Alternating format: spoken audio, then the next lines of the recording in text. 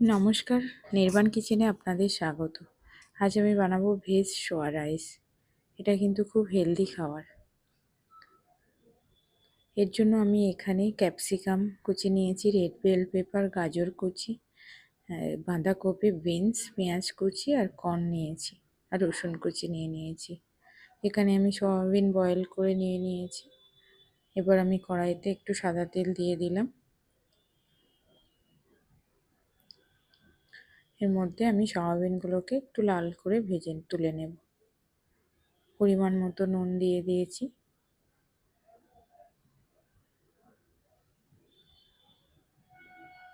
Soybean ভাজা হয়ে গেছে।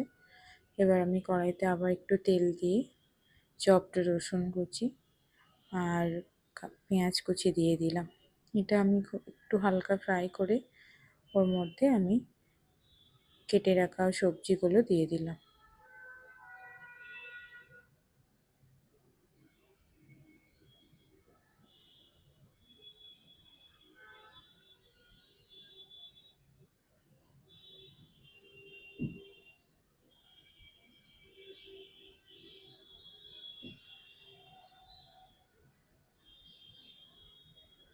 এবার এই সবজিগুলোকে আমি একটু হালকা নাড়াচাড়া করে নেব।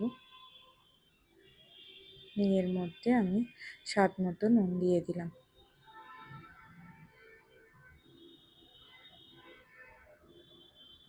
একটু হালকা ফ্রাই করে নেব। এর মধ্যে আমি একটু কাঁচা লঙ্কা কুচি দিয়ে দিলাম। কাঁচা লঙ্কাটা চাইলে অ্যাভয়েড করতে পারেন, যদি বাচ্চারা খায় কাঁচা লঙ্কা দিতে লাগে না। অল্প একটু জিরে গুঁড়ো দিয়ে দিলাম। অল্প একটু আমি রেড চিলি পাউডার দিয়ে দিলাম, আর একটু গোলমরিচ গুঁড়ো দিয়ে দিলাম। গোলমরিচটা একটু বেশি দিলে ভালো হয়। দিয়ে এটাকে আমি একটু ফ্রাই করে নেব। সয়াবিনগুলো দিয়ে দিলাম। দিয়ে এটাকে আমি ফ্রাই করে নেব। খুব বেশি ফ্রাই করব না, খুব হালকা ফ্রাই করে নেব। নিয়ে এর মধ্যে আমি 70% বয়েল করে রাখা ভাতগুলো উপর থেকে দিয়ে দিলাম। দিয়ে আমি এটাকে খুব হালকা আঁচে এটা ঢেকে রাখবো বেশ কিছুক্ষণ। 10 থেকে 12 মিনিট ঢাকনা ঢেকে রেখে ঢাকনা খুলে দেখুন ভাতগুলো পুরোপুরি বয়েলড হয়ে গেছে। দিয়ে এটা ভালো করে আমি মিক্স করে নেব।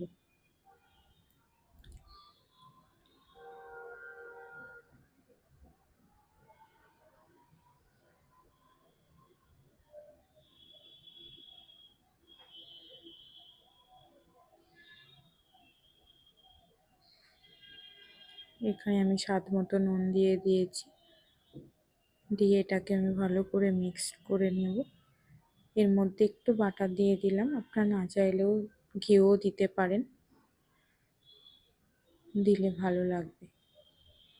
এবার এটাকে আমি খুব বেশিক্ষণ নাড়বো না, একটু মিক্স করে নেব ভালো করে কিন্তু এটাকে আমি নামিয়ে নেব।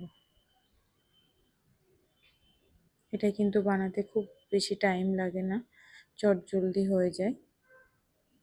দেখুন হয়ে গেছে ভেজ সোয়া রাইস। এটা কিন্তু বাচ্চারাও খেতে পারে, বড়রাও খেতে পারে, দুপুরে লাঞ্চে ডিনারে আপনারা খেতে পারেন। আমার এই রেসিপিটা যদি আপনাদের ভালো লেগে থাকে তো প্লিজ লাইক এবং সাবস্ক্রাইব করে দেবেন।